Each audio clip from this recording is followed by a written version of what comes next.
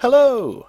Way back in the space year 1984, there was a British TV cop drama thing called Dempsey and Makepeace, and it was quite popular, had 3 series, I think. Also one of those ones that was quite popular with the kids. We'll get onto that in a minute.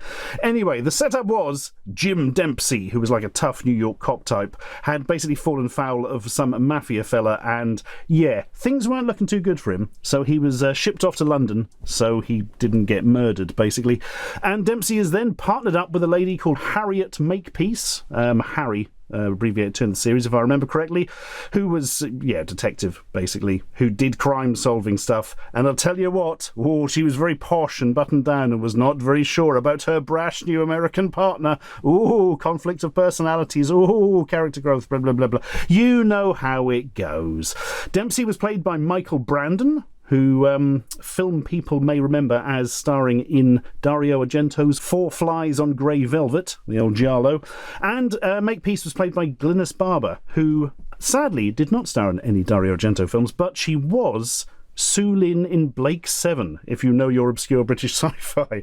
Although saying she wasn't in any Argento films, she was in Norman J. Warren's Terror, which is very, very heavily inspired by Dario Argento's films. Anyway, this is not relevant to the toys of the day. For you see, they had an extremely obscure action figure line of Dempsey and Makepeace.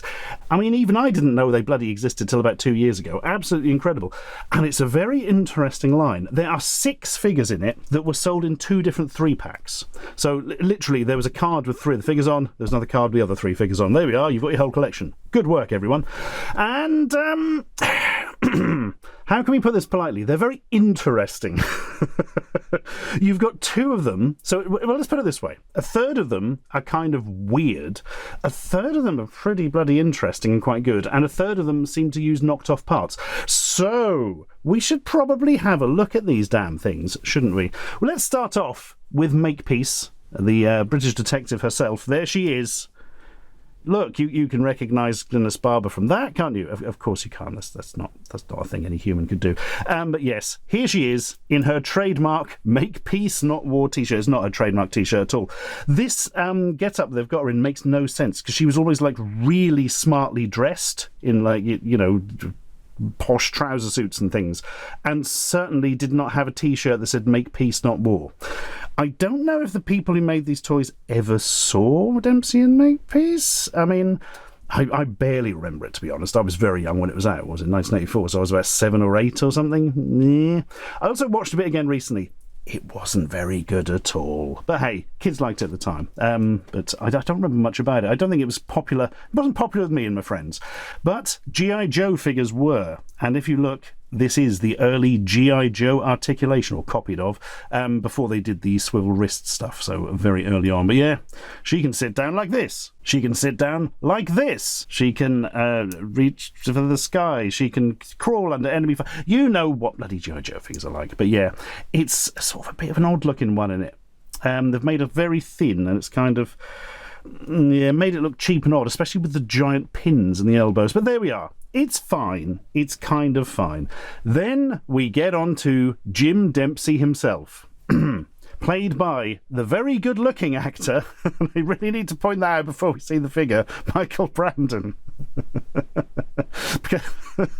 I can't look at this thing without laughing. I can only think that Michael Brandon accidentally upset the people who made the action figures, because look at this boy. So, Brandon looks nothing like that whatsoever. This could be Brandon's granddad at the time, maybe. I don't know. It's incredible.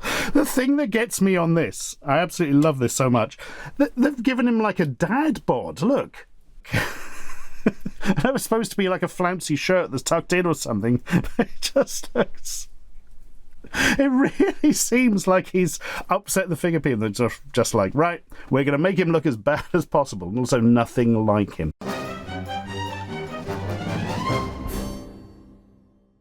I can sort of understand the face, I suppose. Just not a terrific sculpt, but there's something going on. This body shape did not happen by accident, did it? Absolutely incredible. I don't really know what else to say to that, but there we are. Dempsey and Makepeace together again at last. They all seem to be unique pieces made for this. The heads certainly are. The bodies seem to be unique as far as I can tell. They did come with little accessories. I think he came with like a walkie-talkie and a gun, and she came with a purse or something, which is slightly less exciting. Anyway, let's get on to what I consider to be the most interesting figures in this. 1980s British policeman. Look, an actual British Bobby of the time. Evening all. Hello, hello, hello. What's all this then? Look out. I'm going to throw you down the stairs and say it was an accident. You know, all the things policemen over here said in the 80s. And, yeah, it's really good. I mean, it's like you've got your G.I. Joe articulation. You've also got really nice detailing. Actually, it's just the whole thing is good. Seems to be, again, made of unique parts, which is impressive. Yeah, I never thought there would be, like, especially a contemporary, one made in the 80s, British Bobby G.I. Joe style figure. But there we go. Absolutely astonishing. Obviously, police did feature quite heavily in the series, so it kind of makes sense. But yeah, look at that. And it came as an accessory with a German Shepherd dog. But I don't have, as you probably guessed, I don't have any of the accessories for this at all. So we'll skip over that one very briefly. But yeah, pretty cool. And also a police sergeant. You can tell the difference because the sergeants at the time had the flat caps, and he's got the obviously traditional helmet on there. The bodies are exactly the same. They've just reused them and stuck different heads on. But yeah, again, it's not bad. Look, decent detail. Yeah, is it based on anyone particularly from the series? I don't think so specifically, although we will get on to that because there is some weirdness about this. Yeah, I just think these are kind of brilliant. I had no idea they existed. But now I do, because obviously I've got them in my hand. If I didn't know they existed and they were in my hand, I would be having all sorts of problems in day-to-day life. This one didn't come with a dog accessory. I think it came with like a... No, I think he came with a dog, actually. And this one comes with a truncheon and walkie-talkie or something like that. Look, there was a truncheon involved somewhere and a German Shepherd dog. And that sounds like a setup for a really dubious joke. But don't worry. It isn't. Hold everything for a very short period of time, because if you want to back our reverse narrative folk horror film Turn Back, you've only got about 24 hours left before all the crowdfunding stuff goes away. So if you want cool-looking VHS boxes with Blu-rays in, or repainted action figures, good, or various other cool things, you have very little time left. Only about 24 hours from this upload. So if you want to get involved, go to turnbackmovie.com before it is too late or something. Anyway, back to the video. Right. Everybody's got to have some villains if they're fighting crime, and I think that's what these other two figures are, because none of these figures are named on the packet at all. They're kept completely name-free. I'll show you some pictures, actually, the carded figures after this, and you'll get an idea. So, we've got these two boys. Dun, dun, dun, dun. The guy in the black shirt. Probably a crim of some type. He looks fairly friendly, but probably a crim of some type in his black shirt and his black boots. And this guy is just straight up Hitler. So, can't really argue with that. Here he is in his similar shirt and shoes, which are actually boots. They're painted shoes because, again, they share the same body. But yeah, made out of decent plastic. It's kept quite good, quite sharp detail, but a lot of these figure lines were quite soft in that sense.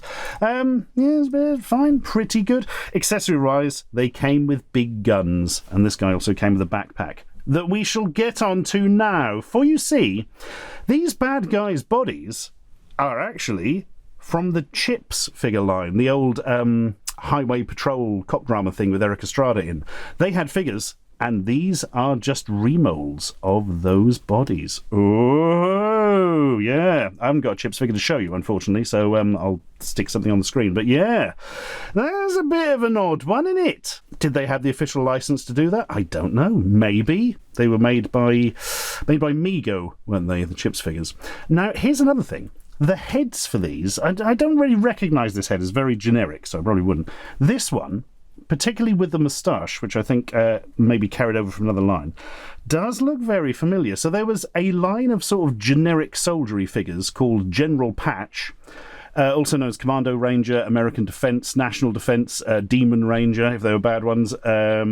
Also, the A-Team figures, if you remember those, were based around those and just had different heads. Made by the company Galoob. And I tell you what, I've got a Special Force figure here. Look, it's got an angry ginger man who rides a weird bike. On the back, And I couldn't really tell you without seeing the figure face to face, so to speak, but look. That looks an awful lot like him, doesn't it? I'm wondering if they were using some Galoob parts as well. And I tell you what, there is a bit of a trail here, because the backpack this guy came with is one of the Galoob ones from the General Patch, Stroke Commando Ranger, American Defense, National Defense, Demon Ranger, A-Team line. Deep breath. They all came with these weird clip-on backpacks. And the one that came with this is exactly the same style. So I'm like, something going on here. Are they reusing Galoob parts? Did they have the rights from Galoob? I would assume so, because, I mean, there's about 1 million figure lines of these bloody heads. So maybe, maybe not. I don't know. It's all interesting. All interesting. But, yeah, I think we can safely say these guys, completely unique parts. These guys, pretty sure these are unique parts. These guys, pretty sure remanufactured parts. So, did they have the rights? Did they not? We'll never know unless somebody tells us. And then, do we believe them? It depends who they are. And if they're known for lying or not, probably. You know how that works. So, there is another little interesting point to this. So, some of these figures are given names sometimes. I can't find anything official with them on, but I have seen this one referred to as Dempsey, which makes perfect sense, and I have seen this one referred to as Spikings. That makes no sense whatsoever. So Spikings is a guy from the series who did have a moustache. He was sort of grey-haired, as opposed to younger. So, I mean, maybe as a base to Spikings, but it doesn't make much sense, because Spikings was their boss. Spikings was a Welsh actor. I can't remember his name now. That's annoying. Ray Smith. Ray Smith, that was the man. And yeah, he's the one who sort of, was in charge of Dempsey and Makepeace. And I'm pretty sure they're going for a villain vibe with these ones, particularly by the way they're carrying, like, giant machine guns and stuff. So, I don't think it's Spikings at all. But the other one that really puts me off is, I've seen Police Constable here referred to as Chaz. Now, Chaz was a detective and was certainly not just like a Bobby on the beat dressed up in the standard police constable stuff. He was like a high-ranking detective type who helped Dempsey and Makepeace out. And he was also played by Tony Asaba, the Scottish actor who was in Porridge, if you know your British sitcoms, but also mixed race. So it would be a bit weird if they painted him incredibly pale as they have here. So I don't know. I don't know if these are names like fans have given them or what, but I have never seen any names mentioned for these ones. So very odd. Don't really know what's going on with that. I mean, maybe the people who made the figures just didn't give a toss and did indeed just name them loosely after people on the show in some capacity in a leaflet once.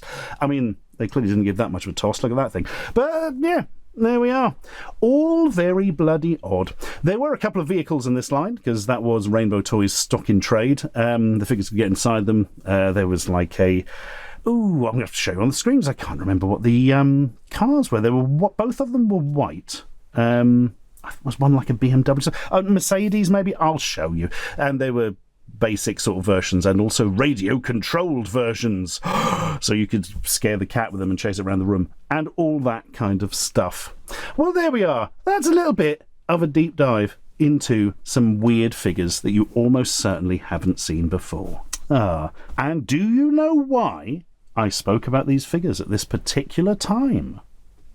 Is it an anniversary of the show or something? No, it isn't. Although, actually, a little bit of trivia for you. During the show, the actors playing these characters actually got together and got married, and they're still together to this day. But yeah, the reason I talked about them now is I just felt like it.